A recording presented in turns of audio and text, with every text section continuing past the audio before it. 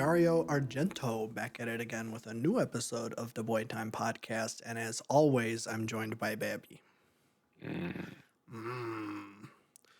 We have a fun and exciting episode planned, as always. Kind of a slow news week. We didn't record this episode on a major holiday slash event Or thing. once. I know. 2 times ago it was Halloween, and then we recorded it last week on Election Day.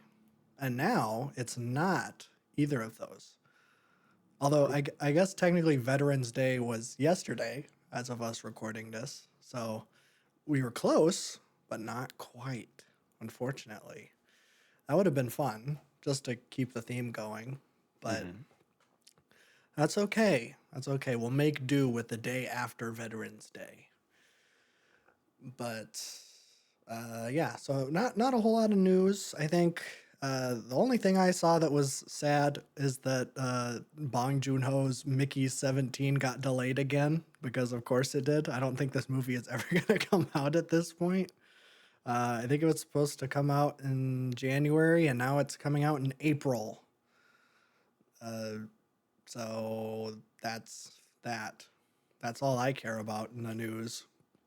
I'm not even going to talk about the election because that, frankly, it's uninteresting and unimportant. Old news. Old news. Nobody cares about it. We missed it.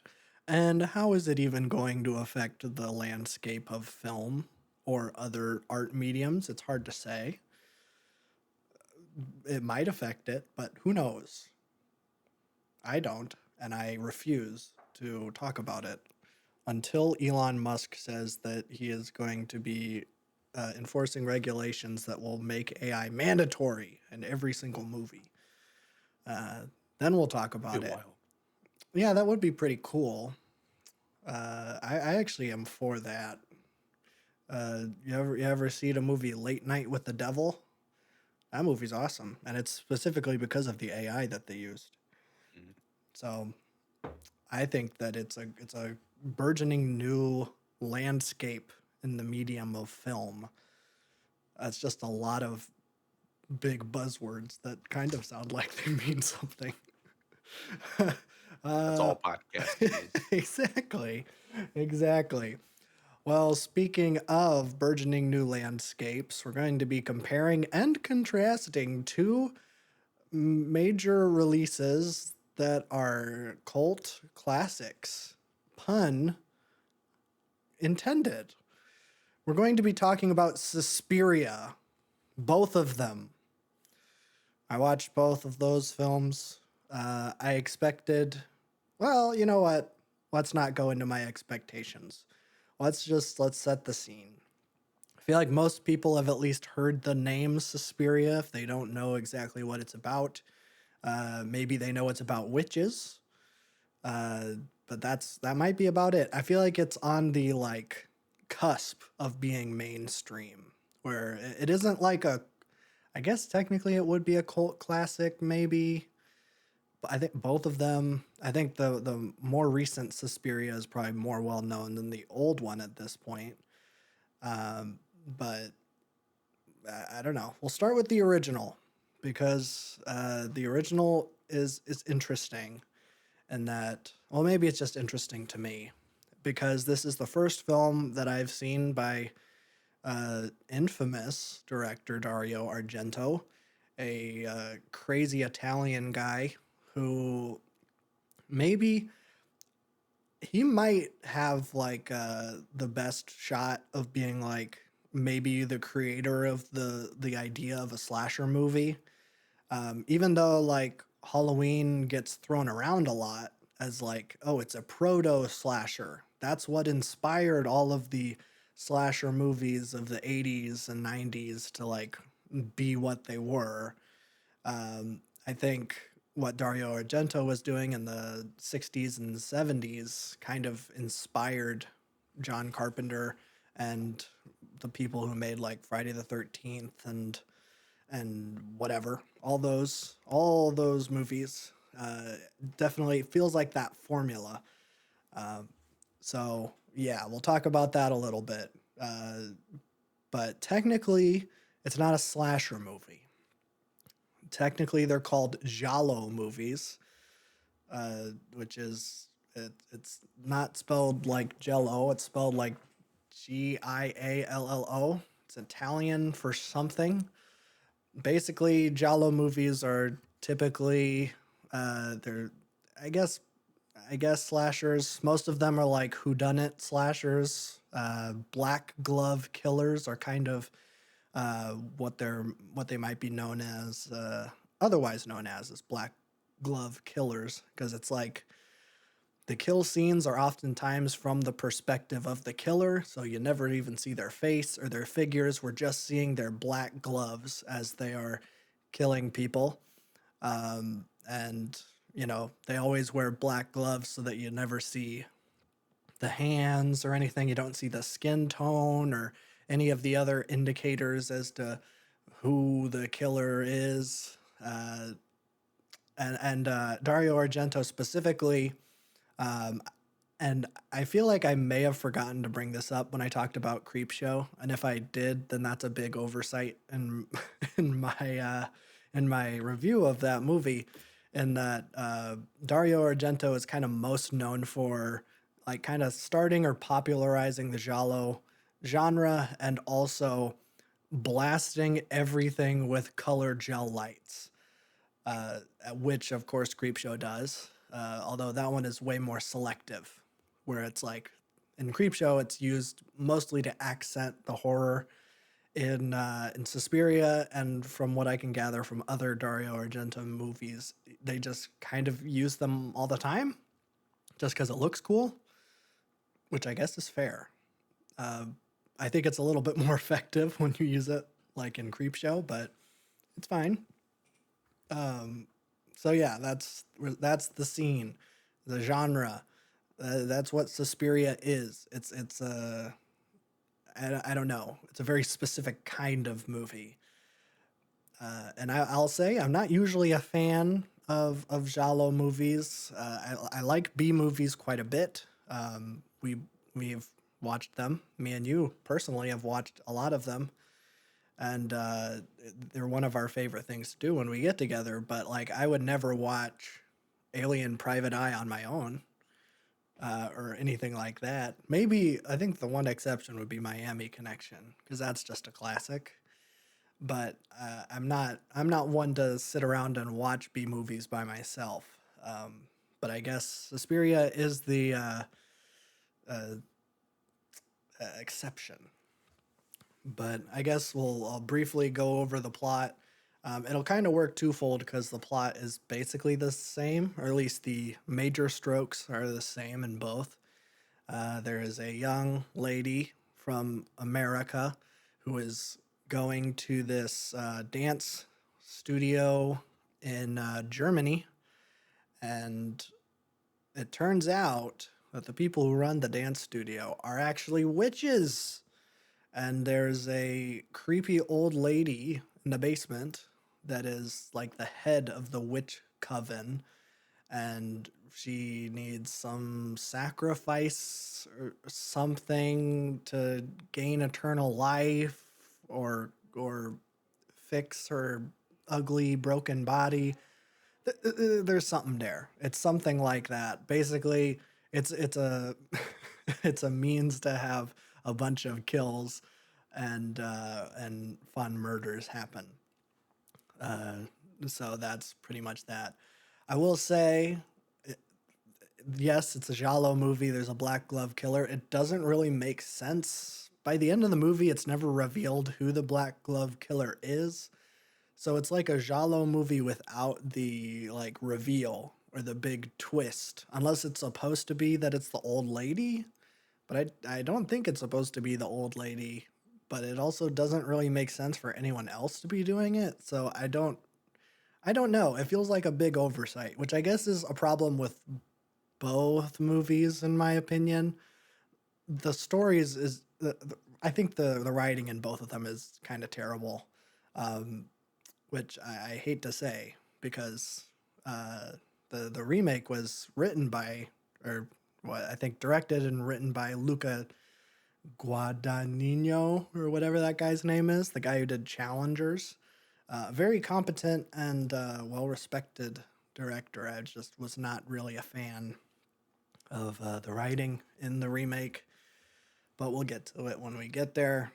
Um, but yeah, that's the broad strokes. That's what happens in Suspiria, witches and ladies dancing. Um, but yeah, uh, okay. Let's talk about how bad the story is in the original, because I think that that's important. Because, and I think maybe part of this too is obvious. Well, okay, maybe not obvious. This movie stems from Italy, or it comes from Italy. I might have already said that, but in the rich tradition of Italian filmmaking, everything is dubbed. Uh, yeah, from spaghetti westerns to small dramas from the 50s until like the 80s, Italian movies were made. Uh, I don't know if they recorded in sound at all, or if they just like if they recorded it and then just dubbed it over. But every single line, regardless of you know what language they are speaking, is dubbed over in English, and that doesn't matter if you're watching it in Italy or anywhere else. Every single person is speaking English, but they would hire people from other countries. Specifically in spaghetti westerns, they would hire people from like uh, well, obviously like Mexico, but then like Italians or Turkish, like Eastern Europeans, like they would come in and they would not learn an English script. They would all be speaking the whatever language they spoke in real life, and then they were just dubbed over in English, which is why like in The Good, the Bad, and the Ugly, there's like a big disconnect where like Clint Eastwood's audio kind of matches up right, but then like some of the extras are clearly their lips don't match. And it's because that's how Italians made movies for a very, very long time. And Suspiria is no exception. But that does kind of, you can tell that there's maybe some translation things where it's like that line doesn't really make sense. And I'm not sure if it's because of the translation or if it's like just because this movie came out 50 years ago and maybe that's just how they talked. I don't know. But yeah, it's a little confusing, a little hard to follow the plot. And the plot is just kind of fine, bare bones, where it's like, oh, this lady from America comes to the dance studio, and then she starts noticing strange things, and then she starts investigating it, and then she finds the scary lady in the basement, and then uh, through unfortunate circumstances or whatever, the old lady dies, and then all of the witches. It's like oh, geez. What would be like a good maybe like in Aliens or something? Once the alien queen dies, then everyone else just dies.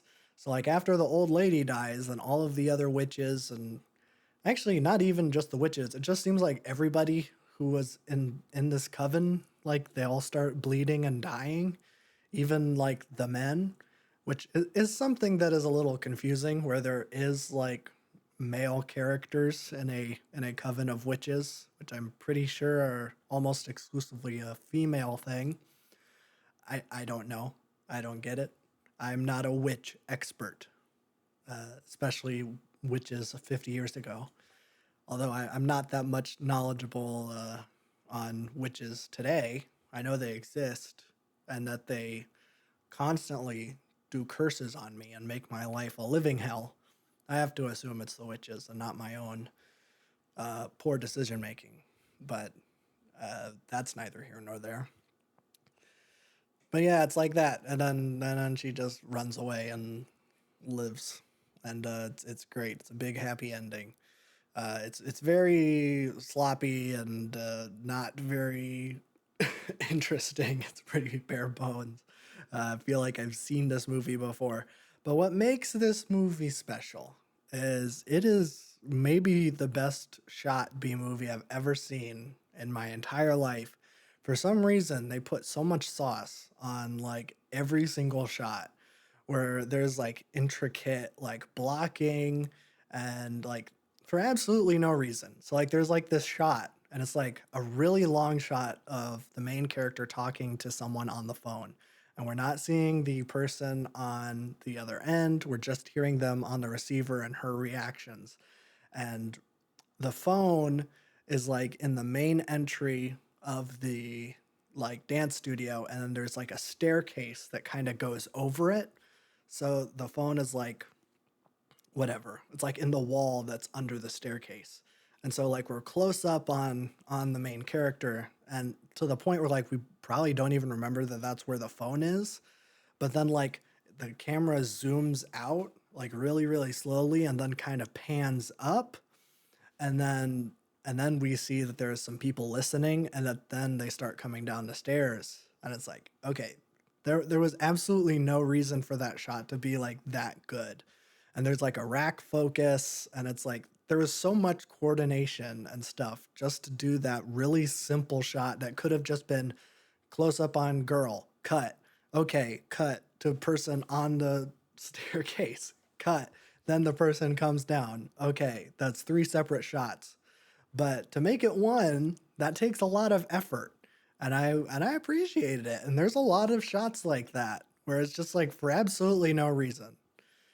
This movie that seems to not really care about anything, like the acting is pretty terrible, the story sucks, uh like the set design and production design, everything looks so cheap and not believable. And yes, I know that like this is a lower budget movie, but also like the knives that people use to stab whatever, you shouldn't be able to tell that it's like aluminum foil on like cardboard because that's pretty much what it is. And they're like, oh geez, that really takes you out. But some really interesting cinematography. So that kind of puts it over the edge. It makes it interesting and makes it worth talking about. Where it's like, okay, there's clearly some thought to this. And I don't know. I think if it wasn't shot the way it was, if it wasn't stylized the way it was, people would not be talking about this movie at all. But I'm not going to say it's regarded as a classic, but if you're into movies, you've probably heard the name Suspiria before. Uh, so yeah, it's an interesting, weird little movie that I think it's worth checking out. I think it's I don't know. It's kind of we were talking because you were in town and we were talking about how sometimes you need to watch bad art in order to make your art better, learn from other people's mistakes. And I think that that's what you can do with Suspiria here.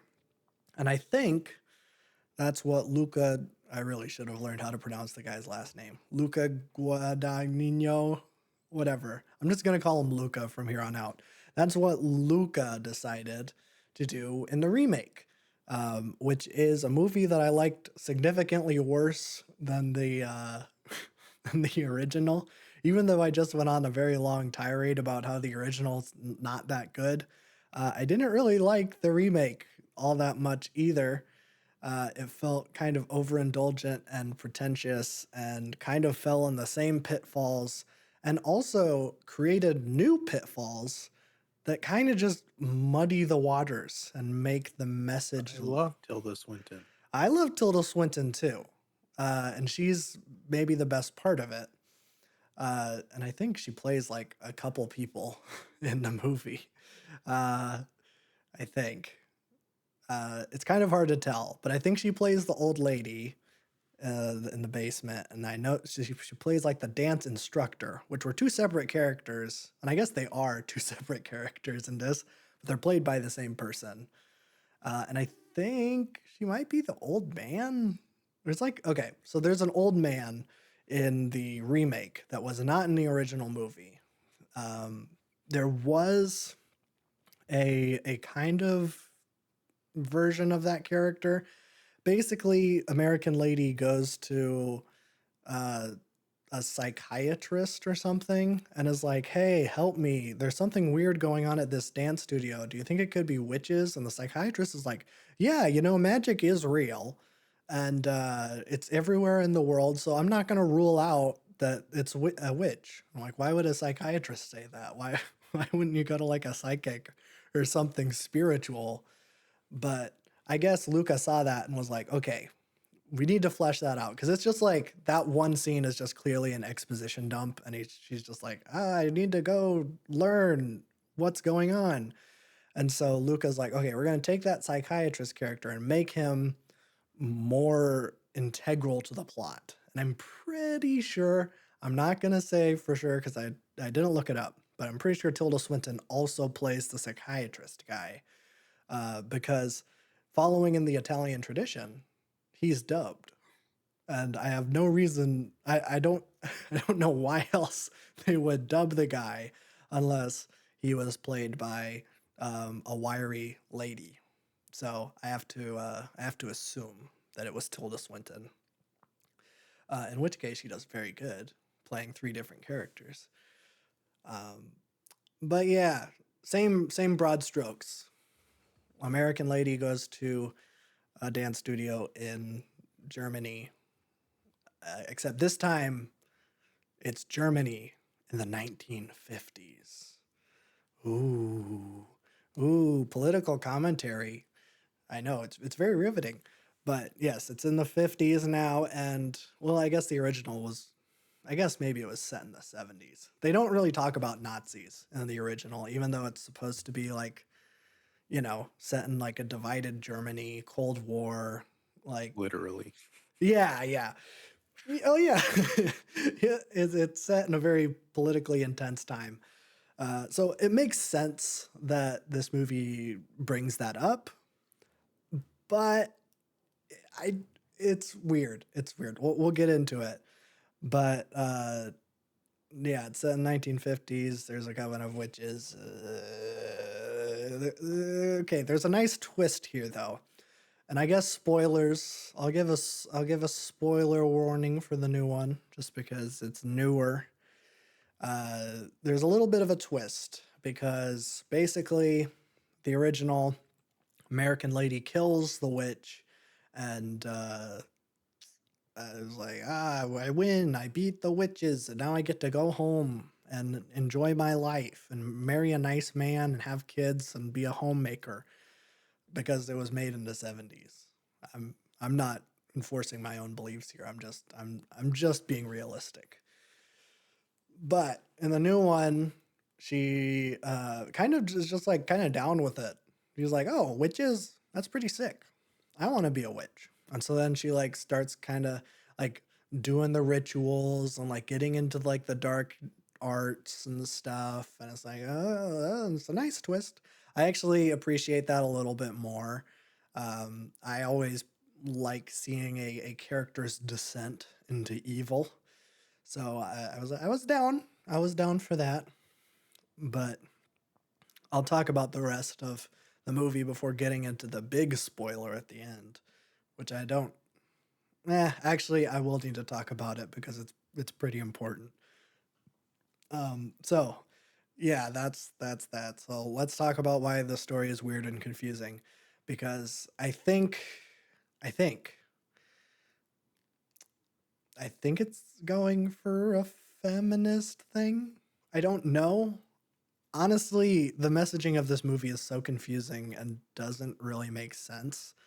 Um, but I think it's going for a feminist thing. They cut out all of the male characters well, I guess there's one male character, but I think he is played by a woman. So they're cutting out all of the male characters. They replace all of the male characters with female, like stand-ins, and they do that pretty deliberately. Where it's like there's a blind guy who plays the piano in the original, and he's replaced by a blind woman who plays the piano. Actually, she doesn't really play the piano. They don't really dance to music, which is confusing, but fine, I guess. So she's just kind of there.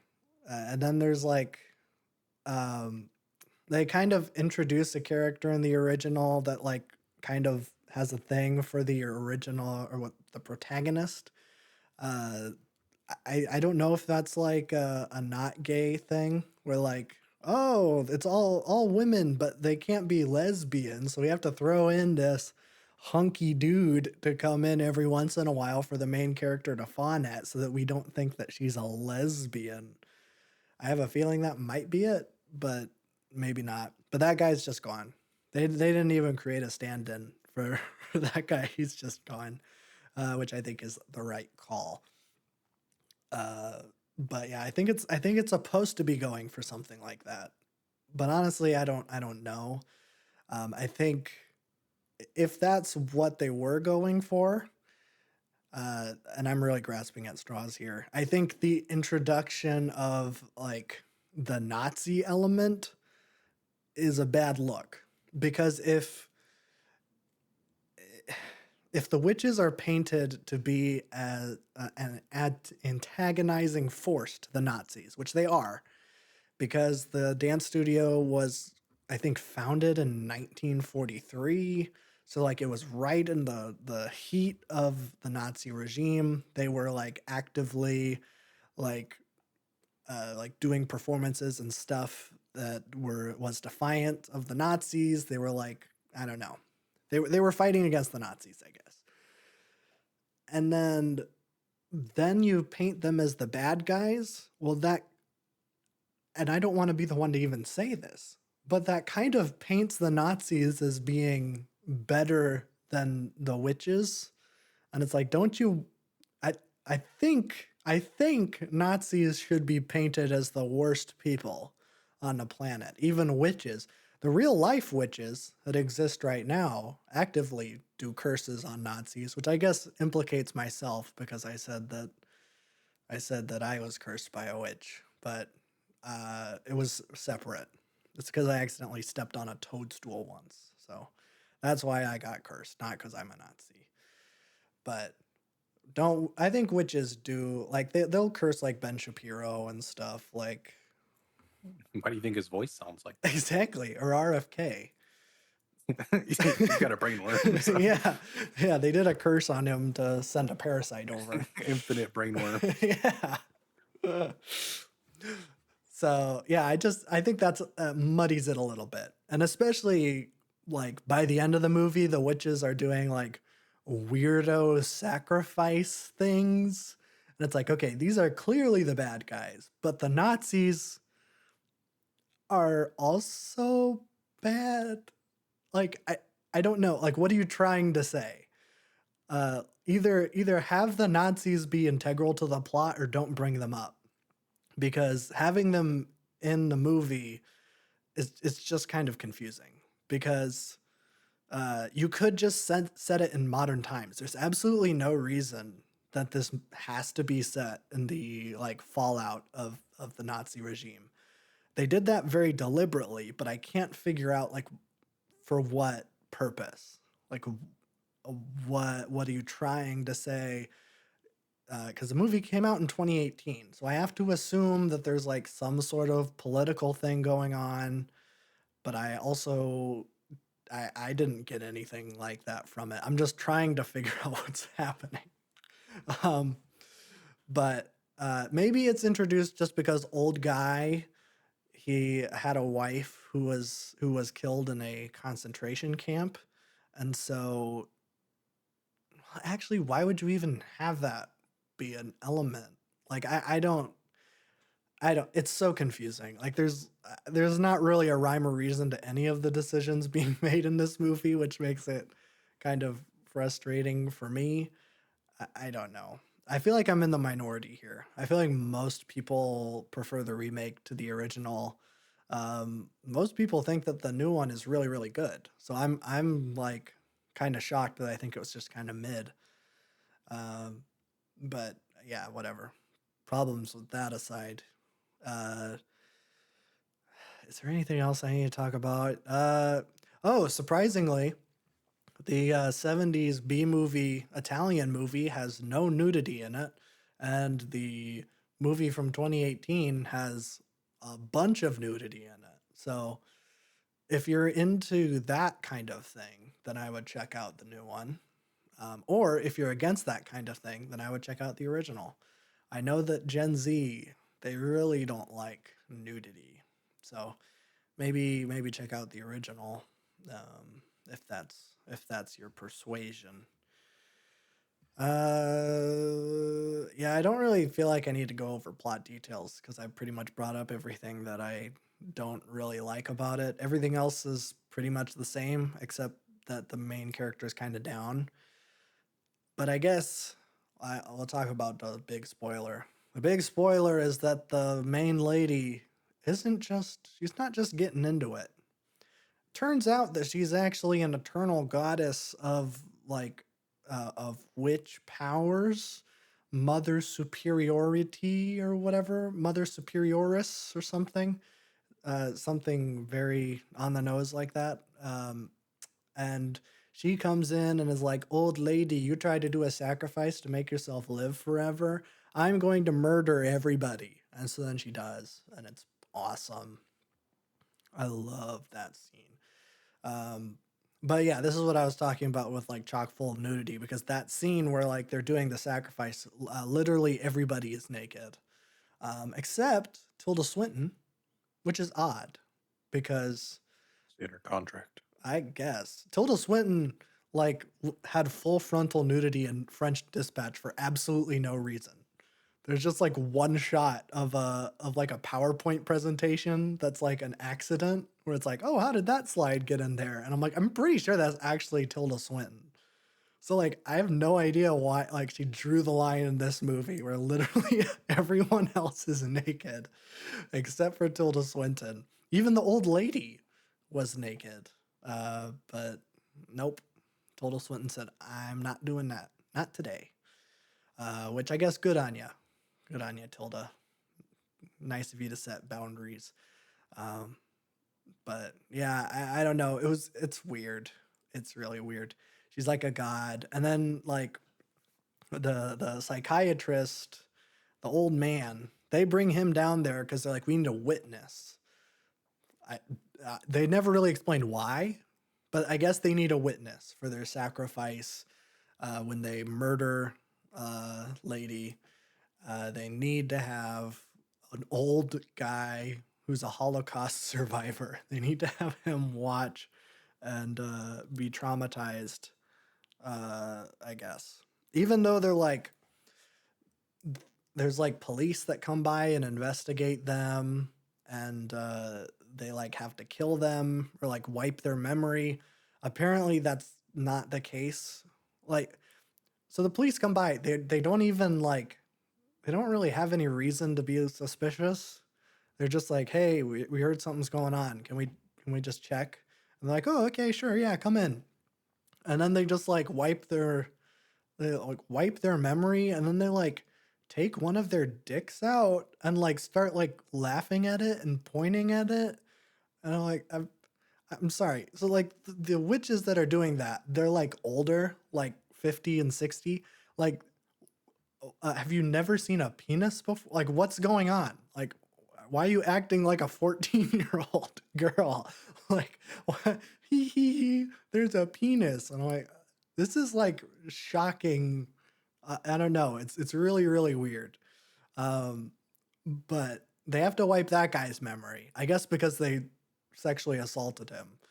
But I guess traumatizing an old Holocaust survivor is fine, and they aren't going to wipe his memory. But thankfully, main god lady comes by and is like, "Hey, old man, I'm gonna tell you the detailed story of how your wife died in the concentration camp, and then wipe your memory." It's just like, Jesus, that's so intense. Where he's just like sobbing and like completely broken down, and she's just like, "Okay, I'm gonna wipe your memory now, bye bye." And then she does it, and then like to add insult to injury, it isn't just like she waves her hand and his memory's gone. He has a full-on seizure, and his like nurse has to run in and like save his life. And I'm like, what what is going on? Why is everyone so mean to this guy? He's literally done nothing except put flowers on a gravestone for his dead wife and call the police on the witches coven because one of the witches escaped and was like, "Yo, there's a bunch of witches in there and they're trying to kill me. Can you please send help?" And he's like, "Okay, I will help." And then they're like, "Okay, well, let's just ruin this guy's life forever now." It's like, okay, I don't get what the movie is trying to say. Um, yeah, it's a weird one. I don't really recommend it. It's fine. Um, I think the best part is Tilda Swinton, and the dancing is pretty good in it compared to the first one, which had surprisingly like no dancing. And that's the whole crux of the movie is that it's in a dance studio and there's like no dancing. But in this one, there's a lot of dancing, and it's, I it's interpretive dancing, which isn't usually my thing, but it is visceral, and it is art, and you can't say anything bad about it because it is art. So, yep, that's pretty cool. Also, soundtrack was done by Tom York, uh, and I'm sure Was the you same person as Tilda Swinton. pretty much, yeah, they do look shockingly similar. They do. Which might be why they got him to be on the soundtrack. um, which I think most of the tracks actually work pretty g-dang well, except for there's like one scene where they do like a public performance. And again, they don't dance to music. So like all of the music that is in the movie is non-diegetic, which means that we can hear it, but the characters in the movies can't.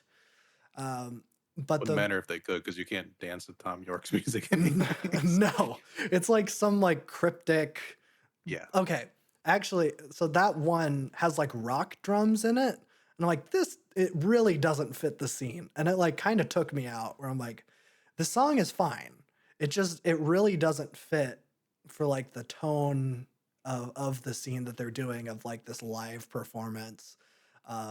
Where and then there's like rock stuff going on. And I'm like, okay. The rest of them, the soundtrack is atmospheric and moody, and that fits. Like the rest of it feels really great.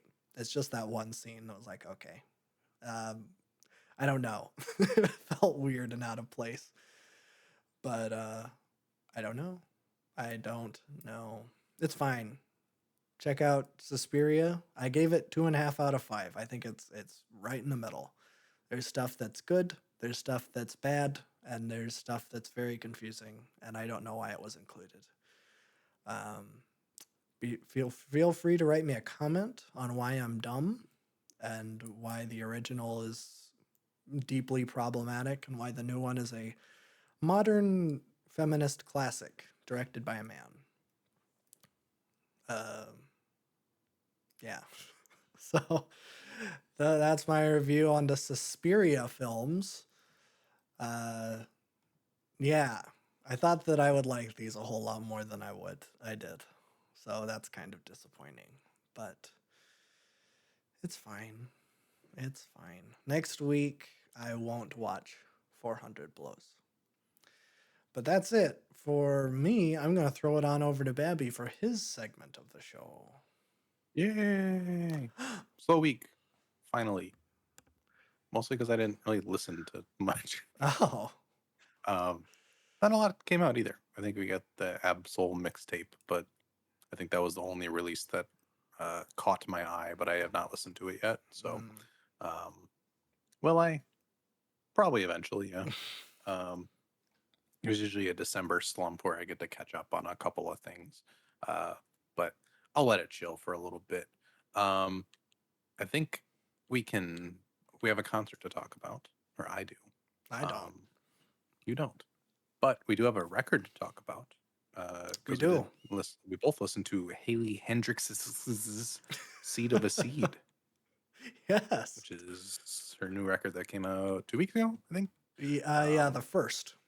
Yeah, randomly popped up in my like Spotify thingy after an album finished playing, and I thought it sounded pretty good. So checked it out. And it's pretty dang good. Yeah, there's been a lot of folk this year. This is one of the more unique ones, um, for a good reason, I would say. Um, Very kind of, I don't know, it feels more Americana, alt country kind of folk instead of the indie folk that has kind of been Mm, dominating, yes. which is refreshing. It sounds very natural and warm and nice. Hmm. Yeah, yeah. I think it's absolutely phenomenal. I think I was telling you while you were here, I think this might be my album of the year. I'm gonna call it right now. It might change once I have some more time to sit with it, but man, this is everything I love about folk. It's like bringing like roots back to folk. There's a lot of like Joni Mitchell and like and Neil Young, like and maybe a little bit of Cat Stevens, like A just little kind bit of of Nick Drake in there on the a little. guitar, you Oh know. yeah, Nick Drake, the finger Yes. picking. Yeah, it's a collection of all things I love. I absolutely love 70s folk. Like that is probably my favorite period and genre. And so once I like completely dove into this, I was like listening to it like 3 or 4 times a day. Like it is like my new favorite thing. Swoop might be like my favorite song of the year, I think. That the outro is absolutely phenomenal. Um, yeah, I don't know. I'll probably have more to say once we do our end of year list things, but off rip, it's absolutely phenomenal. Yes. Very, very, very good. Yeah, it's definitely a more unique one this year, which I'm really enjoying. Um, I think just like this month with like the Laura Marling record and this one, like this is a more singer songwriter chamber side of folk that like I do really enjoy, but I don't have a lot of artists for. Mm. So I think this is a really nice bridge. She does have her debut record from 2018. We'll probably put that on the wheel and do that on the channel. Yeah. Um, because like she has like a couple million monthly listeners, which is really interesting because I've never heard of her Uh, until that just popped up. So yeah. I feel like I've seen that name, but like I didn't know hmm who that was. Like on like a festival or something. yeah, it seems very Oregon kind of Mm, hmm. new age hippie Oh Pacific yeah. Northwest, which I am all about. Oh yeah. Oh, great. It's a great scene. But yeah, I love Gemini. I think Seed of a Seed was actually no, Spit in the Sink was the first one that I heard. And I'm like, this is like Mm. really great. Um, but lyricism and everything is fantastic. I need to listen to it more to like really get the lyrics a lot. But I don't know, the guitar playing, the mood, the way it's mixed, everything is just really great. Oh yeah. Yeah, I haven't So even looked at lyrics. I've just been yeah. vibing out. It's so good. Oh, Okay. Um, I don't think I have any singles or any news or anything. Um, wow. I think the only thing is that Ethel Kane officially announced like the track list and everything Mm. for her new EP. Um, it is what I thought it was. It was. So it's 9 tracks and it's an hour and a half, which sounds like Oh, a just phenomenal like track listing when it comes to just her vibe. Um, I think this feels even more drawn out than Preacher's Daughter. That album is an hour and 15 minutes, and that feels extremely long. And this is an EP, and it's longer. Um, so I am so excited for this. I think people are getting mad because it's an EP and not an album when it's an hour and a half, but um, whatever. I don't care. what does that matter? No, it doesn't. Okay. I mean, EPs are usually short, but like Sufjan is an hour long EP. Like it Well, literally doesn't matter. no, it doesn't matter. Um, but very excited for that. I don't think we've gotten any more singles. I think it's just been the one. Yeah, Punish, which is just really great. Um, but we'll be talking about that at the beginning of the year. Um, Other than that, I don't think there's a lot of news going on. I think the weekend is like doing some uh, Apple Vision Pro music Yeah. video premiere or something. I don't know. This rollout is weird. I don't It really like is it. really weird. Um, Yeah, yeah, not a we'll see fan. when the album actually comes out. I just kind of want the music at this point. Um, Yeah. yeah. So, yeah, we have a concert review. I saw Godspeed, You Black Emperor, for the second time Oh, um, in the great city of Minneapolis, yes. Minnesota. It's a great Um, city. a city I've been to once, strictly to go to the Mall of America and nothing else. So I didn't really go. Um, No. but this time was a little bit more in depth. We got to Mm, see the city a bit and get into the vibe, yeah. which was pretty good. I have a lot of notes for Tim Walls, but I've already passed that along to Jerry. Yeah, Get those fixed. I already texted him. Good. He left me on red, but Oh, I did send it, so okay, that's good. yeah. As long as you do that. He seems like an old soul, so I feel like he has to like hold his phone like 20 feet from his face to like be like, oh. Yeah, I might have to call him. Yeah, he seems Uh, like more of a man you got to call. or I could write him a letter, I guess. Exactly. Um, yeah, we saw Godspeed at the Palace Theater, I believe. And I think it was technically in St. Paul, um, which is it's a pretty sick venue. It was very similar to the venue that we saw them in 2022, actually, where it's kind of this old theater where you got kind of the paint chipping off the walls and have this like great grand dome at the top, Oh yeah. which is just always it's a great vibe for this, and the acoustics are incredible in these places. Um, but yeah, it was pretty great. We definitely got better seats this time in terms of like viewing the projector. We were kind of off to the right the first show, so the projector we kind of got like 3/4 of it. This Mm. one we were a little bit more towards the middle, so we could see that whole thing in its glory, which is a mainstay for their live shows. Um, we had the opener, which was I'm trying to get his name right. I think it's Alan Sparkhawk. I don't Maybe. know. Let me look it up. He is the frontman of Low, uh, which is a band that I have not checked out yet, but probably will because it was a one of the most memorable like opening acts I've seen. um, I did not really know what to expect. Um, Alan Sparhawk, I was so close. I added a K in there. It's more of a I think Low traditionally was more of like a droney kind of um, alt indie rock kind of band, um, but his solo material is incredibly different. And I didn't really have a lot of context for the opener. Um, we did read something that I believe his wife passed away in 2022, and I think he put out a new record this year.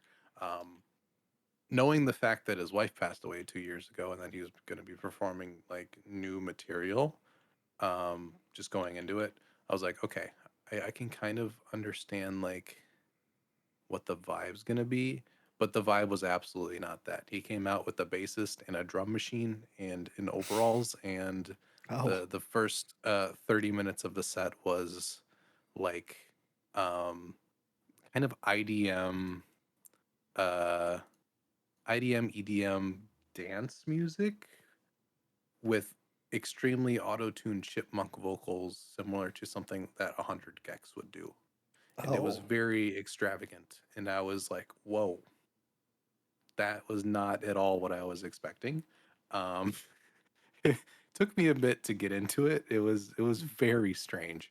um I think this is a very weird turn because like I think when an artist loses their partner like that, you expect a certain type of album to come from that.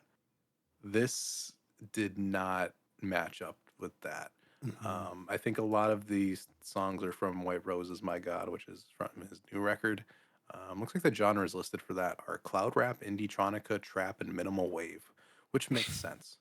Um, it was very, very, very strange. I don't. It felt manic at points. Um, it's just really strange. Like the first couple of songs, I'm like, okay, this is like too minimal. There's not a lot going on. There's an old man on stage, like sounding like 100 gex, and going crazy on a drum machine. Um, but as it kept going, it definitely got a little bit like I got into a little bit more. He was playing a lot more with like these kind of harmony loops that he had on the drum machine, and it was building some really nice textures and things. Into like this really like kind of ethereal, weird dance trance kind of thing, which was really cool.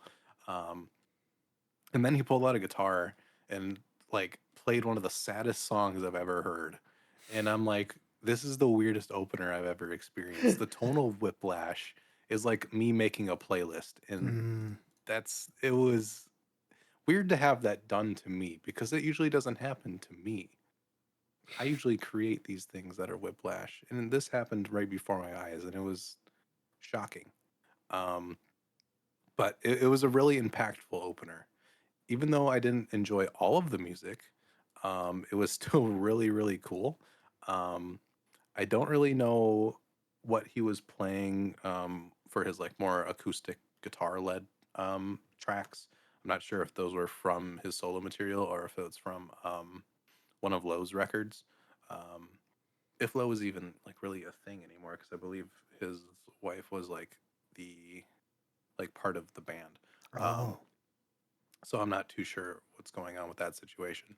But I do want to listen to some Low records because the acoustic part of the set was like really phenomenal. Like you have this like eccentric, crazy, almost laughable, like genre bending auto tuned madness, and then pulls out a guitar and does one of the saddest songs I've heard and does like some really, really fantastic and impactful like singer songwriter material to end his set. Hmm. And it was really cool.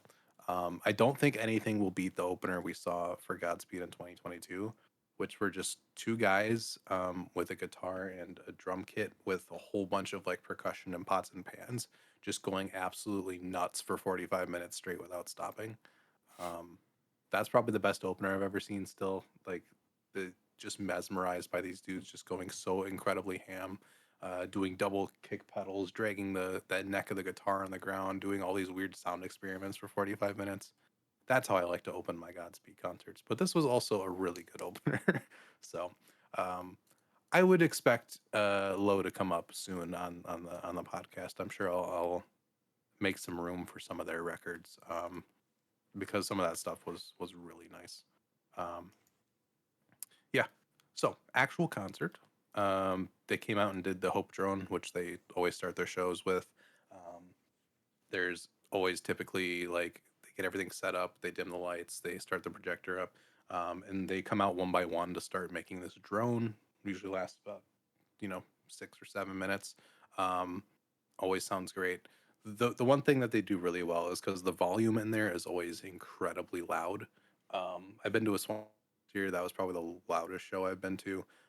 So this felt, I don't want to say underwhelming in the sound department, but it felt comfortable.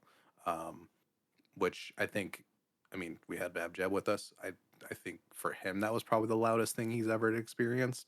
Um, but I feel like we've been around the bend a couple of times where it just felt comfortable. It felt good. Um, but they build you up. They have all these instruments. It just starts with like one. I think we had the upright bass starting it, and then the violin coming in. Those two playing off each cool way. And you have these different elements constantly building into like this really harmonious, just like gorgeous drone in the beginning, and it gets your ears warmed up to the sound you're hearing. Um, the set list we got was really fantastic.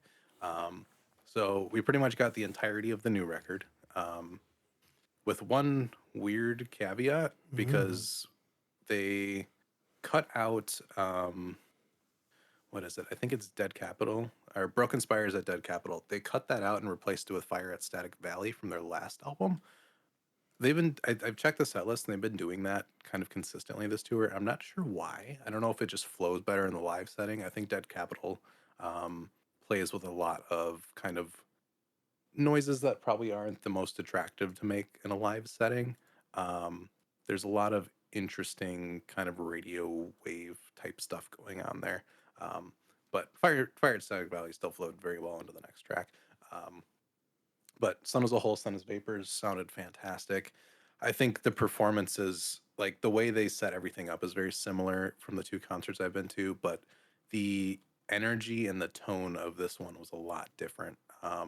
These guitars felt so powerful, just because they soar over everything. I was really interested to see how they were going to do this new material because when you're in a setting where everything is that loud, it's hard to kind of pick out like a hero instrument during some of these. But the guitar was so clear and gorgeous over all of this. It was just like really fantastic to hear. It was such a powerful and impactful. Just like you get that lead guitar coming in to just carry this incredible wave of sound.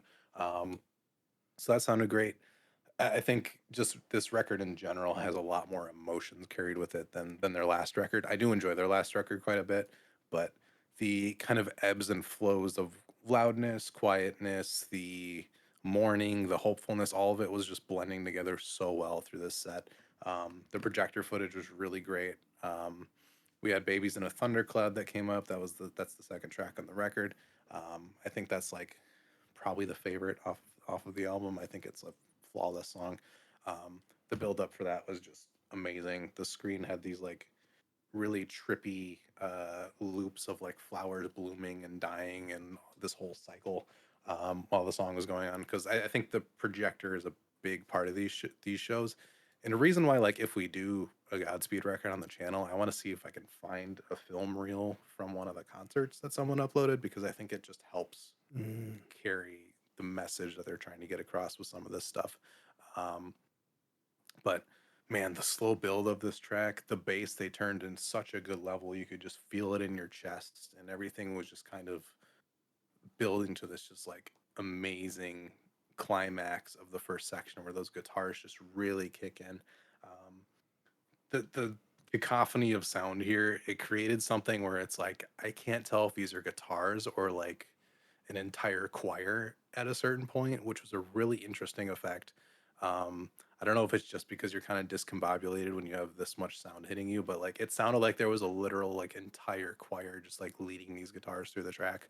Um, it just like it hits you so hard when you have music that loud and you're just like staring at a projector. You have these players just kind of going at it. Um, it was a just incredible experience during that track. And it doesn't really stop. Like they don't stop between songs. They pretty much transition all the way through. Um, and this record has the loud and quiet kind of nature to it where you're able to kind of catch your breath for a little bit before they go into their next build where it gets even more intense. Um, Raindrops Cast in Lead turned out really well. I really loved the quiet sections of that track. I think it made me appreciate the studio version a lot more. Um, the kind of somber moments of that, the way that the bass is heard in concert, like it makes it feel so much more impactful. Um, yeah, Fire at Static Valley was great. We heard that the first performance that we went to, and that's like I love that song a lot more than I did before I saw them in concert. Um, and Pale Spectre is oof, that that's like the intensity that you get from Godspeed here because like the drumming and everything in person is just so monumental. Um, it was really like in a very, very, very intense track, and I knew it was going to be. Um, I forgot what was on the screen during this one. I think there was doves at some point, and like a really cool loop on the screen. Um, but yeah, we went through the whole album. Went great. The closer sounded a lot better in person than it does in the studio version. Um, it, it it went across a lot better in person than I thought it would, and I like that song a lot more now. Um, but after this, I think it was a toss up because they've been kind of rotating set lists and do like random stuff. So we had a couple of options what we were going to get after this. I had some ones that I kind of wanted. I kind of got what I wanted. I kind of didn't. Um, so what we got chart number 3 from I believe Static off of Lift Your Skinny Fists, then World Police and Friendly Fire off of Lift Your Skinny Fists, which is a like if you think of Godspeed, that section is like the section that'll pop into your head really quickly. And then we got Pissed Crowns Are Trebled as the final song, which was really cool. Um, I think this is a really nice blend of three. I'm glad we got Skinny Fist this time because we got F sharp, A sharp on the first concert we went to, which was really great. But I wanted some Skinny Fist stuff. Um, I think there was a couple things I wanted because I was looking at the set list before us, um, and I still wanted to hear Melodic live because that song is. I've seen footage of that song live, and it just like burns the house down every time, and I wanted that. Didn't get it, unfortunately. There's also um, there was one other show they did where they did the entire EP. So you had Moya and BBF3, so they did the entire EP to close the show. That's what I really wanted. Um, Didn't get it, unfortunately, but what we did get was still really incredible. I haven't listened to these records in a while, so like it was hard to pinpoint when one song started and when they moved to a different movement. Um, but the chart number 3 from Static went crazy. Like the energy and like that's where like the fire and the kind of like real intensity kind of comes in as a track like that. World Police and Friendly Fire, amazing. I'm so glad I got to hear that live. Um, Piss Crowns or Trouble is from a record that I'm not too big of a fan of, but it's like obviously the best song on that record. It's like a stoner metal Godspeed song, which is really interesting. Um, but the way that like the intensity of that came in after World Police and Friendly Fire, it was just like a perfect segue into the final act, and it was fantastic. Um, they always close their shows the same way too, where they will do their final song, and I think Piss Crowns is a perfect thing for this. They end in another kind of drone that they keep going for about 15, 20 minutes. They really drag it out. They hold the drone, they use looper pedals to really create this like wall of sound, and then one by one they walk off the stage and just leave all their instruments on the ground and just let the sound reverberate. And then they come in and they slowly turn off each looper pedal, so it just like kind of slowly starts dissipating, which is also very kind because it lets your ears readjust. You go from 115 decibels like hitting you constantly, and you get to kind of like slowly come down, and it's nice. Um, Swans was not kind. It was a 2.5 hour main act, and the last song involved moments of like kind of quiet moments and then moments where everybody was slamming on their instrument at once to create the most noise possible. The way that concert ended was everybody slamming on their instruments like all at once in a repeated fashion for about 5 minutes, and then they all cut it at once where you just go straight to no sound, and it's almost dizzying. Like it gives you a physical reaction. Here's a lot more kind. You get to think about the music and you get to think about the way that you're feeling, and you get let down really nicely. And this whole time, this is like the really cool part because they have this actual film projector that they put on. They burn the film reel at the end of every show, so you see the film melt and you get these holes in the film reel that is like completely organic every time. It's just like it's such a visual show for a band that like there's not a lot of like antics or lights or anything when it comes to their stage presence. It's just a projector and people doing, making the music. Um, but burning that film reel at the end is everything. Like it's so cool. Um, but yeah, it was a phenomenal show. It was probably the best concert I've been to this year, and probably just in general. I think it's cool seeing a tour of a record like that I enjoy this much. I loved the first time I saw Godspeed because it was just such a new experience with like that kind of long form music live and at that volume. And while I do like the 2021 record, I do not connect to it nearly as much as this record. So hearing these tracks live was just like phenomenal. So yeah, fantastic show. If you're into Godspeed, you need to see them live. It is a great experience. It's not like it's like tiring like a little bit mentally, but like it's such a good feeling when the show is done. Like it just is a very cathartic kind of feeling when you get out of a show like this. Um, and it just keeps you in touch with the emotive quality of their music because it's kind of like thrust at you for the 2 hour set list. Um, but yeah, it's phenomenal. It was such a good show. It's one of those bands where it's like I will go out of my way to see them every time they're kind of in this area. Um, but yeah, fantastic. I think it was a beautiful, cathartic, amazing release of energy in a time that we needed that. Uh, this concert being at this date was always like, oh, like I made note of it in my head, Hmm. and it definitely was needed and given at that time, and I really enjoyed it for that quality as well. So phenomenal. Nice. Well, I don't have a concert. Dang it. I know. So I listened to that Heynderickx album, and I saw that she was going to be in St. Paul the next day. I thought about going. That's unfortunate. Um, Tickets were $25 to $30, but it was sold out. So I might have gone Yeah, if they were still available, but nope. So I might have. unfortunate. It's too bad, but next time. That's crazy because Peggy was in my town on Friday. Oh, It could have been a whole weekend of concerts. that's crazy. I don't know if I would ever go to a JPEG Mafia You show. know, I might have been going alone if I was going. Yeah, Which I don't know. I would have rather seen Godspeed. that's I'm fair. I'm not into being in the mosh pit setting. I No. like with Godspeed you get to sit down, and it's like a theater performance, like a classic performance. It's the most dignified concert. Other than seeing like the opera. Yeah, exactly.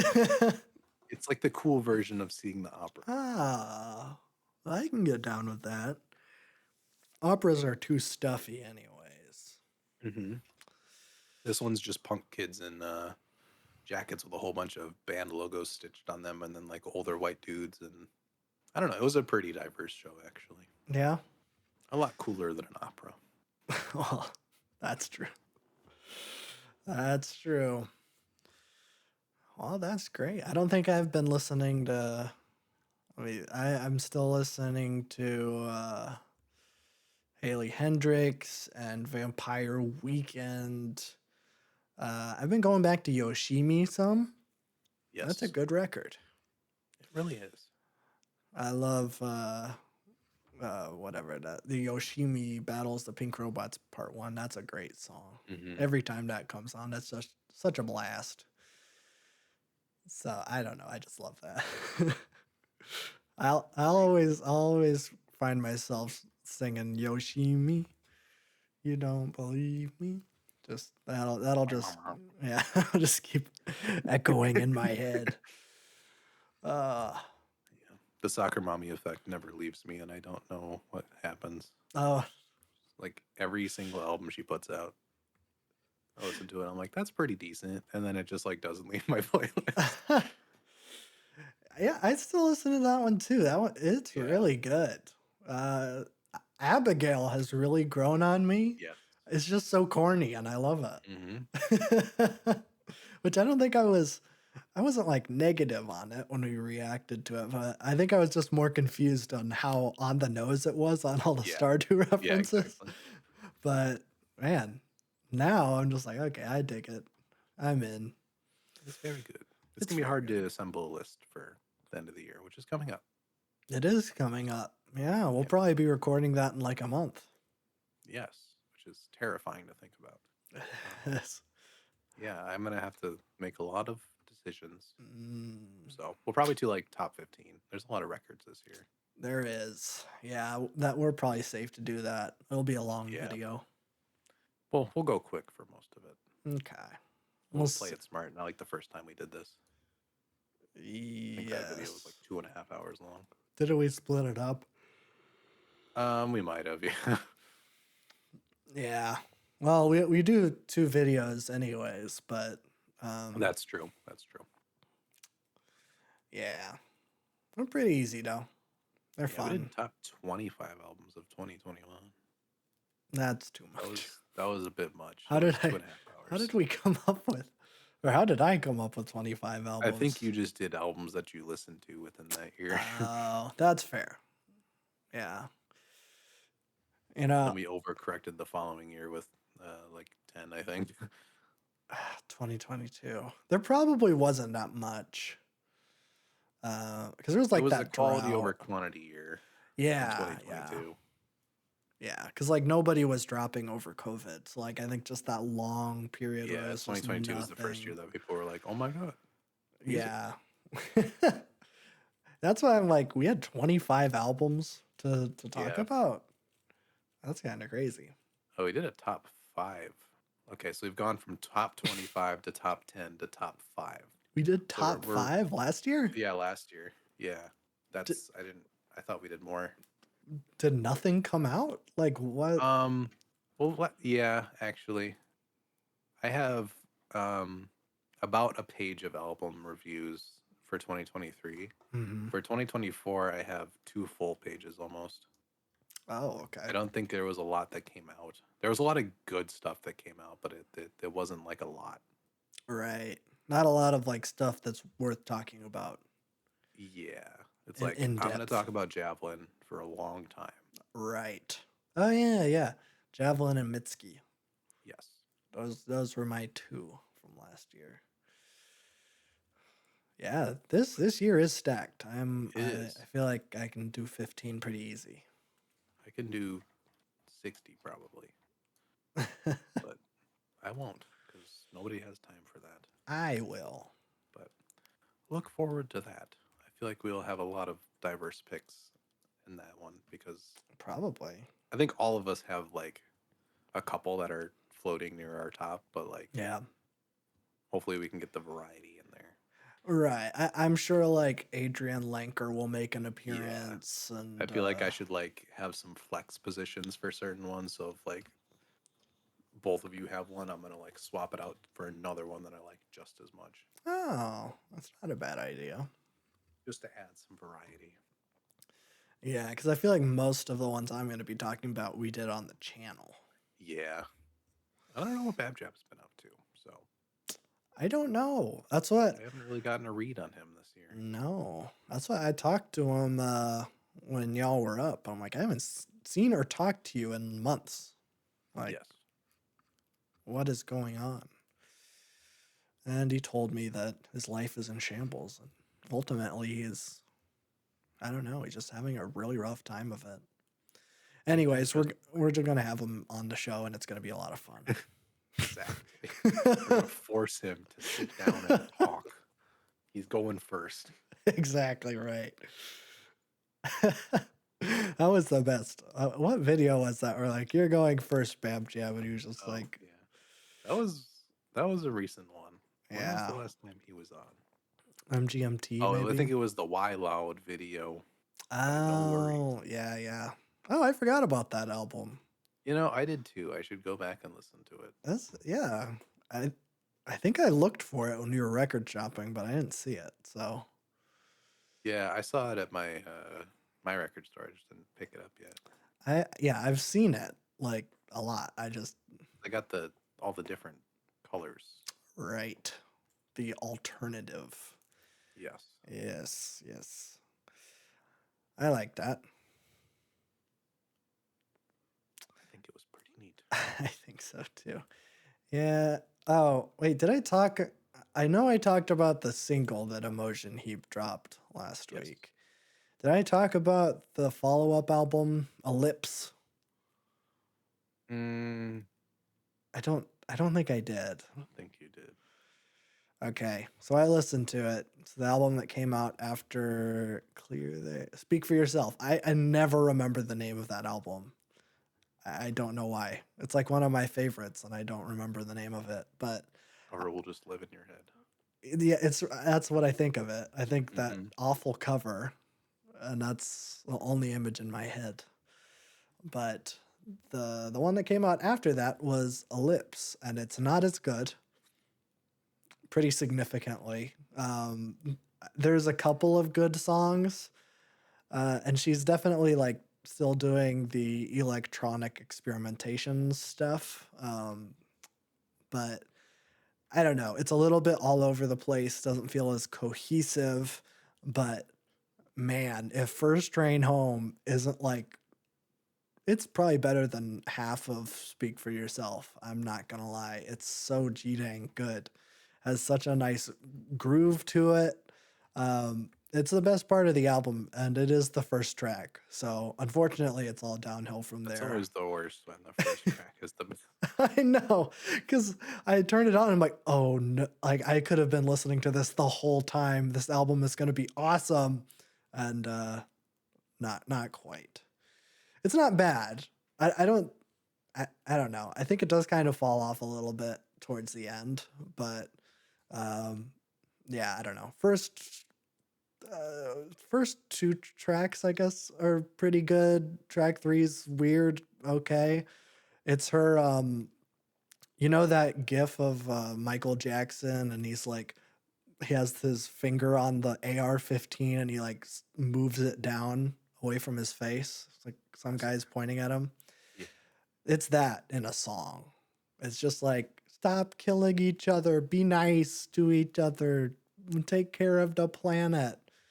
And this album came out in 2009, so it was probably protesting Barack Obama. Oh, no. He's British? Yeah, she is. Right? No, she was protesting Margaret Thatcher. That's probably what it Way was. after the fact. Yeah, she was just really upset. Which, fair. That's fair. She was maybe a kid when Thatcher was prime minister. Was she prime minister? Prime Minister, I think. Prime Minister. Head of state. Head of state. But yeah, check out Ellipse. Check out the first song. I don't know if any of the other albums are worth checking out at this point, but I figured, hey, if there's a new album that's going to be coming out, maybe I should check the rest of them out. So I'll check, I don't know. I might listen to iMegaphone, which is the one that came out before, like pretty far before, because Speak for Yourself came out in 2005. iMegaphone came out in 98, which might have been like right around that Frou Frou album. Mm-hmm. So I don't know, maybe there's something there, but I'll report back once I listen to it. Also, Ellipse does the funny thing where it just has all of the instrumental versions of the songs at the end. So I don't know why it does that. And there's no version of the album that doesn't have that on Spotify. So Interesting. yeah, I don't get it. But it's fine. I think it's rather cool because then you can just do a karaoke version after you listen to the whole album. Then you can just sing it to yourself. So I'm assuming that's what she intended that to be. It's like she did the Speak for Yourself deluxe version, the 10-year anniversary version, and it's just all the instrumentals and then one song that's new. And I don't know why she did that. Worst kind of deluxes. It is. And I don't even remember what the one song sounds like. But it's kind of in a weird place. It's in between oh, wait. Oh, I'm so dumb. I was going to say it's like right in between Loose Ends and Hide and Seek, but then I realized Hide and Seek doesn't have an instrumental and I'm like, "Wait, why is that?" Oh. Okay. Silence. Yeah, just be a little synth, just like one note of a synth going through the entire thing. That'd be pretty cool, I guess. But yeah, that was a dumb thing I just said. That's okay. But yeah, I think that's pretty much it. All about. That's true. That's true. Yeah, I have not been listening to anything else new. I was listening to Harvest Moon by Neil Young. I forgot how good that album is. Whenever I think of Neil Young, I think of Harvest, which is confusing that he has an album called Harvest and Harvest Moon. And he has two very big songs called Harvest off of Harvest and Harvest Moon off of Harvest Moon. Do not get them twisted. But Harvest Moon came out in 92. It's like pretty like far into his career. Like he was in his 40s. It's, I'll say, more folksy, more rootsy. I think there's a straight up country song on it, which is weird. That's what I've never understood, is that Neil Young is like kind of the epitome of Americana, but he's Canadian. So it's like, I don't understand how you're able to nail the aesthetics like that. I guess that's true. That is true. It's just weird. It's just a little odd. It's like John Denver, that tracks. That dude was from Virginia? West Virginia? One of them? Virginia. West Virginia. Oh, well, that's true. From the song. And so that makes sense for him to be like an old country icon. He's from the country, but Neil Young is from the Canada. So I don't know. Cringe. It's very cringe, even though he's the man and he's pretty much correct on everything that he's ever said ever. Well, actually, I don't know what he said. So I just know that Just he's. co-sign him. I'll co-sign him. Everything that Neil Young has ever said, I stand by and endorse. Personally. Yeah. I would never say that about Bob Dylan because there's that one song that he says the N-word. The I have not heard that one. Yeah, it's like one of his most popular songs. Interesting. It's let me pull it up. Hurricane. It's in Hurricane. It's his 5th most streamed song. Wow. I don't remember what that song is about, but I remember it's like in the last verse. I don't know if it might be a story about like I would have to assume it's a story about a black person. Why else would he say it? But I don't know. I'm assuming so. I'm not here saying that Bob Dylan is racist because he definitely is not. I don't think he is. But he was doing all sorts of protest songs and stuff during the civil rights era, so I have to assume that he probably is not racist. But it's like John Lennon, that one song, Woman is the N-word of the world. Which is like, yeah, maybe don't say that as John Lennon. The crazy thing is that that's a Lennon Ono song. So yeah, Yoko signed off on that. It was like that's a good thing to say. That's a I mean, like it's an interesting and kind of cool song title, but like not by those two. It's provocative in a way. It is. But if it was like a Joey Badass it would have to be like some like really socially conscious like something. Like More Mother would have a song called More Mother, and it would fit. Yeah, that's true.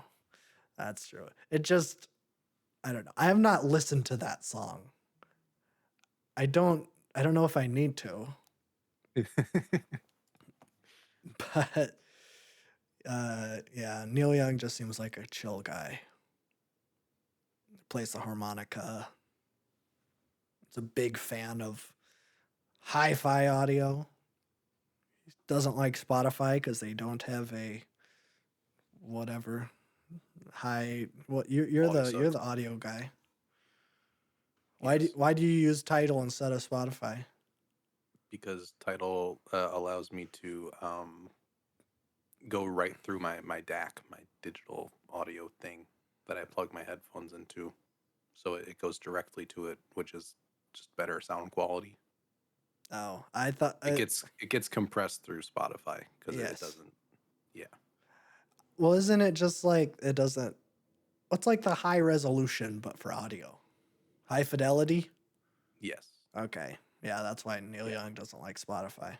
Yeah, Tidal gets the full masters. So like if you hook it up to an audio interface and like a preamp, like it'll match your amp to do the settings that like it was mastered on, so you get the best quality from it. There you go. Okay. But if you don't have good headphones, it doesn't matter. I don't. Like you'll never be able to tell a difference. Yeah, that's true. I don't think it would matter either way because my ears are broken. That's true. But for Neil Young, it does, and he's been on that for a long time. He's always been like high fidelity. He's a real audiophile. Is that what they call him? Yeah, I hate that word, but that is what they call them. Can we drop file on anything on everything? I prefer audio enthusiast. I feel like that's just like just say that. That's too many syllables. It's too I guess. Yeah, we need to shorten everything. Yeah. It's the same with movies. They say cinephile, and that's the grossest word I've ever heard in my entire life. Yeah. Because that kind of sounds like the other one. Like that, that already sounds bad. Audio does not sound like. No. Yeah. Yeah, it doesn't. I mean, I can't go back to Spotify. Like, Mm, I think this is just so much better. But I'm also a nerd that cares about that stuff. yes, So, that's okay. That's okay. I'm not a nerd on anything. I just like things. I like jump cut media. to many of the Star Wars episodes with 20-minute long tangents. The Star Wars episodes. Oh. I meant on like technical things. Oh, I see. I'm like, that's a Yes. lie. I know I'm a nerd for honestly, and this might shock you. I've not really watched any of the new Star Wars shows in That's like a true. year. That's true. So Character growth. it's character growth, I guess. I think I'm just done for now. Yeah. Andor's coming out in April. I'll probably watch that because that's kind of a separate thing. Mm-hmm. That's just genuinely good. But everything else, I'm like, I'm done. I don't feel the need to make myself sad over and over again. So Exactly. yeah, I mean, I did just talk about Batman for a long time, so that's kind of been my new thing. But I think Batman's better than Star Wars. It's more interesting to talk about. I think so. It has more to say, for It does. sure. So, Star Wars probably did initially, but well, that's long gone. it's all gone. Yeah. Ever since Disney took over, they're just like, take all the messaging out of it. All of the interesting political things that George Lucas was into. Gone. It's too anti-corporate for us, too anti-American to have that be in a giant brand like Disney. Can't do that. It's like my favorite thing. It's like George Lucas and James Cameron. They're like sitting down talking about the glory days, and James Cameron's like, "Wow, George, it's kind of crazy that you were in the 70s, you were making these movies in the 80s, conservative boom. You're doing this thing, super anti-colonial, anti-imperial." And James Cameron, being the dumb idiot he is, he's like, it's like just like China, just like the Soviet Empire. And then George Lucas like, oh, You it's like the dummy. it's like the American Empire. That's what I was Yeah. going for. I'm like, yeah, of course. You stupid idiot, James Cameron. There is no Go. Soviet or Chinese empire, you dingus. He's a dummy. That's Yeah. all I'll say about James Cameron. But yeah, George, I hope you're doing well on your mountain of cash. Mm-hmm. I hope you donate it to somewhere that needs it once you croak.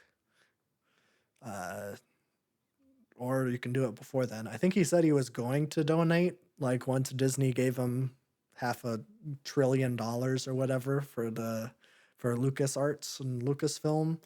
I think he said, "Yeah, I'm going to donate it all to something." And then I don't know if that ever happened or if he just said that. Myself. I'm going to donate it to myself. I deserve it. I remember when that happened, he was like, I'm going to donate all of the money. So I just sold my company and my brand for all this money. I'm going to donate it. And then I'm going to make small art house films that I've always wanted to make. And then he never did that. It's like, okay, whatever. I don't know if he ever did either of those things. I think he just kind of disappeared. No, I think the last thing he did was that thing with James Cameron, and that was like 2 years ago. So, whatever. It's okay. Unfortunate. It's unfortunate, but it's fine. George Lucas has earned it. He did Indiana Jones and the Star Wars and THX 1138. Mwah. Mwah. Yeah, I was thinking about that earlier today, where I was like, man, George Lucas is like super influential, and he does not get the credit he deserves because he made absolutely terrible Star Wars prequels. But like, he I kind of, think they're charming. in a way, I don't know. I think they get ragged on more than they deserve, but they also get praised way more than they deserve. Yeah. But like he founded, or at least co-founded, Pixar, THX, obviously, and Skywalker Sound has continued to be like one of the best sound studios in the industry. Um, and so like he was very, very influential on all like the technical side of things. Um, and just people kind of gloss over it because he made Attack of the Clones. And I just think that's a shame because he's an interesting filmmaker, I think. With some respect. I'll put some respect on George Lucas. But don't say that Attack of the Clones is good. And don't say that The Phantom Menace is good either. I think that movie is better than people say it is, but no. No. I have no opinions. Okay, well, I appreciate that. That's why I'm on a podcast. Yeah. I mean, that's why No we're opinions. here. We're kind of just brain empty. We're just talking. Talked for a long time about something I did not understand with Susperia, and any logical person would just, oh well, I don't know enough. I'm just not going to include that part. Or I'm just not going to talk about it at all. But I mean, obviously, I'm going to include it because I love hearing myself talk. Sometimes you just have to hear the process out loud. Sometimes the process is more interesting. That's true. That is true. Well, I It's mean, real. it is real. And I think maybe I could have done better, but a little peek behind the curtain. I worked 12 hours today, and I only didn't text you to ask if we could reschedule because my phone was dead because I was working for so long. So I'm very tired right now. So I don't know if I could really formulate an accurate review of Suspiria, but also in my sober and whatever. I'm not drunk or anything, but like I'm just He very always tired. does these blasted. Yeah, I could have done better. I think, but I think like even like when I watched the movie, I was just confused, and I'm just saying what happened to me personally, And that's real. and that's real, and that's what people come here for. Exactly. Yeah. Well, I'll probably bring back politics. We'll Yeah. do that again. Yeah. Okay. I Perfect. feel like there's a moment to do it, and that moment is now. So I guess so. I'll return. I think music's slowing down, so I'm gonna need air. Okay. Well, that's fair. Well, that sounds good. Now that we have got our future slate planned. Actually, no. I was gonna watch Gamer because I got Gamer. I don't know what it is, but we were record shopping and Babjab found a Blu-ray of a movie called Gamer, and it was $4. So of course I bought it, and I looked it up, and it has like it was like a 2.8 on Letterboxd. So I'm very interested to see what Gamer has in store. So maybe that'll That's be. pretty sick. It has to be good. It seems like it's Ready Player One before Ready Player One was a thing, which is kind of interesting. It's like, well, kind of. It's just a dude gets sucked in a video game, and then It's he the has. classic premise of if you die in the game, you die in real life. That's true, actually. Yeah, and it has. Oh, geez, let me grab it. I'm looking at the spine right now. I should just reach over and grab it. It's Gerard Butler from the 300. Of course. Something else. Whatever. Doesn't matter. He's the This is Sparta guy. So I can't wait to see him shoot up a bunch of let's be real. It came out in the late 2000s. Middle Eastern people. Or Russians. Or Russians or vaguely Southeastern Asian. Yeah, Chinese. not as much as that. Yeah. No. Well, maybe like China's a little North later. Korean. North Korean. That was the Asian of the decade. That's true. That's true. That would be like early 2010s is North Korean. Yeah. right around the time How that the insane interview is it came that out. like the America is this, and like there was this hysteria over this tiny little island nation that we've done nothing but bomb into oblivion constantly, but everybody was so afraid. Of Korea. Yeah, it made no sense. People are still Like, scared of Korea, yeah, it's like absurd. but they're scary. And Kim Jong Un always wears that So slick leather cloak. scary. It's He's pretty got to be sick. Hitler. Yeah, I mean, I I was gonna say like he kind of has like a like not like whatever his policies or whatever, but I just think that he has the slick black hair. Mm, Kind of reminds me of styling. the aesthetics. Yeah, Um, and like the black leather kind of reminds me of he's like always laughing and smiling though. He he just seems like a good is. old chum. Yeah, and he likes turtles, which I think is He cool. does. So, and he's British. So he's actually pretty similar to 21 Savage in a lot of He's the ways. same person. Yeah. I'm surprised Dennis Rodman is such good friends with him and not Hmm. 21 Savage. Should have been. I don't know. Maybe he just wasn't aware. Yeah. Maybe we could be well, I don't know why we would be the middlemen, but 21 Savage needs a middleman to send Hmm. an email over to Kim Jong Un so that they can link Gotta get up. this connection going. That would be pretty sick. Like imagine Hmm. a your loss, but it's 21 Savage and Kim Jong Un. Ooh, that'd be great. He That gets would like be the good. North Korean People's Orchestra Yeah. or something. Yeah. Or there's like North Korean K-pop, isn't there? I think so. Yeah. Yeah, do that. The North Korean BTS. Yes. The uh I was gonna do like DPRK, but Yeah. that There's that doesn't way of really. I was like trying to make that work. I mean, it could work. But uh, isn't that funny that it's like they're like really overcompensating because I don't think it's not really a democracy, is it?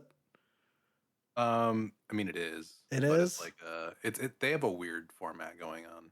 Yeah. I They're don't, they're kind of stuck in the I think because they went from feudal straight to like socialism, oh yeah. and like they have this kind of monarchical kind of idea of their Mm, leader. That's why it's been the Oons or yeah. whatever. Yeah, I could see It's that. it's a weird It's like a structure. I mean, it's dynasty. still democratic though. Like everything is through that kind of stuff. Yeah. It's just in a very interesting country. It is. It's born in like a powder keg of all of Hmm. these ideologies clashing and really doesn't have any right to exist. Well, both of the Yeah, separate Koreas should it just should kind be of. one unified Korea. Yes, that's what South I Korea mean. was just propped up by a U.S. military dictatorship, and then That that's what I they mean. flattened North Korea and killed like 1.2 million people. Yes. Yeah, That's politics. that's politics. But That's my new hey, catchphrase. but at least we got Bong Joon Ho. So It's true. there's one silver lining. It's one good South Korean man. He just seems like a sweetie pie. He Bong, does. Bong Joon Ho, if you ever learn English and you want to come on Come on our the podcast. podcast, I would love to have a conversation with you. I just think you would be very fun. Even though your movies are so sad. Well, not sad, it's just kind of depressing. Sometimes the people that make the most depressing art are the like most goofy people in real That's life. true. That is true. It's true. Look at Ethel Kane. She's just she's a jokester. I will say all of their social posts are like dead on. Yeah, you don't think Ethel Kane would make a Hawk Tua joke? No, I think she got mad at her fans for like making jokes about some of her music. So Oh, I don't know if really? she's too into that stuff. Well, I mean, she has a right to get mad because a lot of her songs are about like deep held trauma and abuse. Oh, So okay. Yeah, that's I true. can see it. Especially if it's like about something that you experienced personally. Yes. That Yeah, it would be one thing if it was just like I'm doing a song about Like you're like not making this. brat. Like, No, yeah, no, but even like I'm doing a song that covers sexual assault, even uh huh. though this isn't something No, that it's like this. specifically happened to Yeah, me. There's yeah, like that level of disconnect, but if it's something that directly happened, then it's like, okay, that might be kind of messed up to joke about. yeah.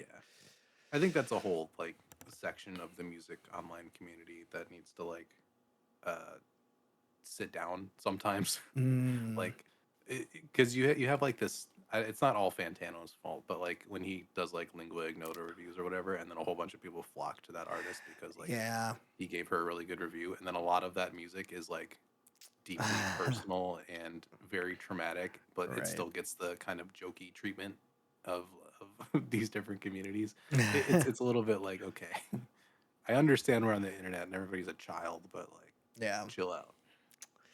Yeah, that's true. Yeah, but yeah, that isn't really his fault. It's just like it's a No, it's not. It's byproduct. just how it works. Yeah. Jeez. Stream Preacher's Daughter. It's so Yes. good. It's an album. It's Obama's favorite album. Did you know that? It's so weird. American Teenager is like a satire about like American like high schoolers and that kind of culture too, which is Yeah. really funny that he put it on there. Like, dog, that song is like against the thing that you believe in.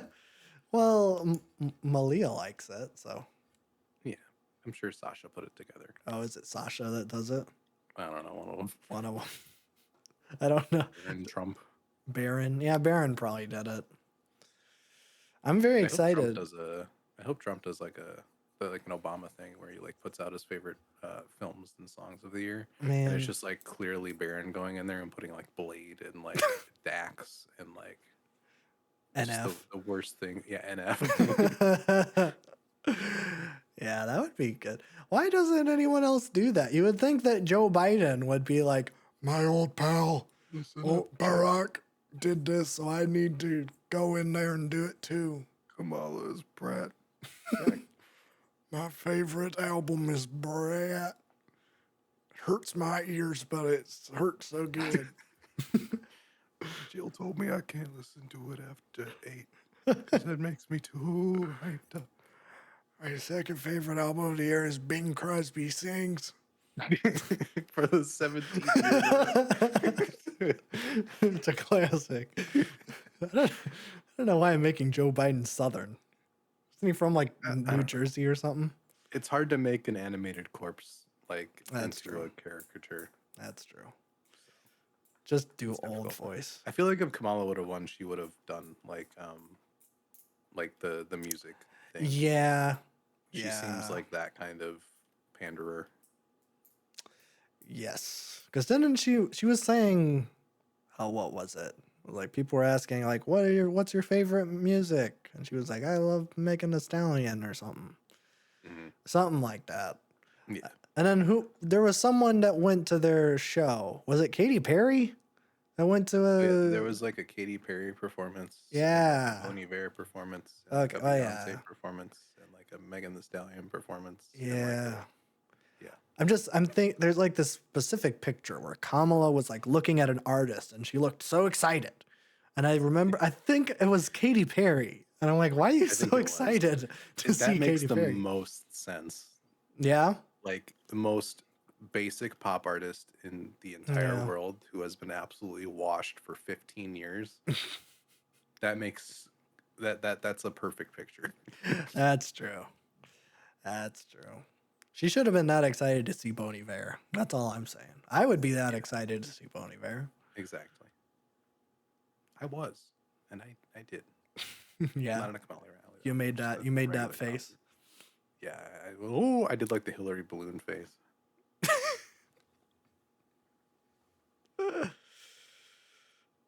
Maybe one day Bon Iver will be on this podcast. Wouldn't that be crazy? I doubt it. This podcast that has never had a guest on it will have. I did visit his mural though, and my life was That's changed for the true. better. So That's true. spiritual experience. People were wondering why I was like praying to a mural in the middle of the street, but they didn't get it. I'm sure they've never seen anything like that before at the Bon Iver mural.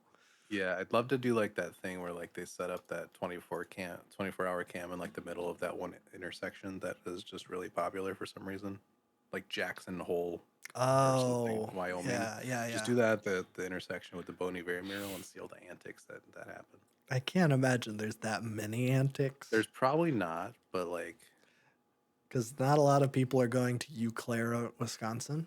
no, but if they are, they'll probably look at it. Well, sure. If you know who Bon Iver is. Yeah, If you've listened to folklore. if you have ears. Yeah. Oh, this is referencing that guy from the Big Red Machine. I remember The that. Volcano Choir Man. Oh, yeah. That guy. The guy from that Kanye album. Oh. Yeah. Well, that's all I have to say. Me too. Bye.